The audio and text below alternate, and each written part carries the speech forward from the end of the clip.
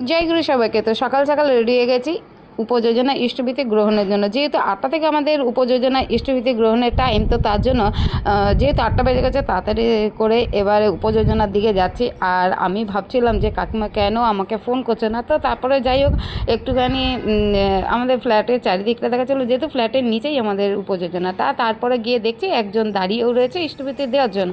তো তারপরে যেহেতু কাকিমা আসেনি, তারপরে একটুখানি যেখানটাতে আমরা ইষ্টভীতি নিতে বসি, তো চারিদিকটা একটুখানি দেখাচ্ছিলাম। আর তার সাথে সাথে কাকিমারও ওয়েট করছিলাম, যেহেতু কাকিমার শরীরটা ভালো ছিল না, তার জন্য একটুখানি দেরি করেছিল। তো তারপরে আমরা আসার পরে, কাকিমাও আসার পরে, তারপরে যেহেতু কাকিমার কাছেই খাতাটা থাকে ইষ্টভীতি যারা দেয় তাদের নাম টাম লেখার জন্য, তো তারপরে আস্তে আস্তে সবাই আসলো। আর আমাদের এখানে মোটামুটি 40 থেকে 45 জন মানুষেরা এখানে ইষ্টভীতি দেয়। তো তারপরে একটুখানি ইষ্টভীতি দিচ্ছিল, তার সাথে সাথে একটুখানি ভিডিও করছিলাম। তো তারপরে অনেকক্ষণ আমরা 12টা পর্যন্ত উপযোজনার কাজটা করি। তো তারপরেও অনেক কাজ থেকে তারপরে বাড়িতে এসেও এগুলো কাগজগুলো একটু মিলিয়ে নিলাম, ঠিকমতো কে কীরকম টাকা দিয়েছে।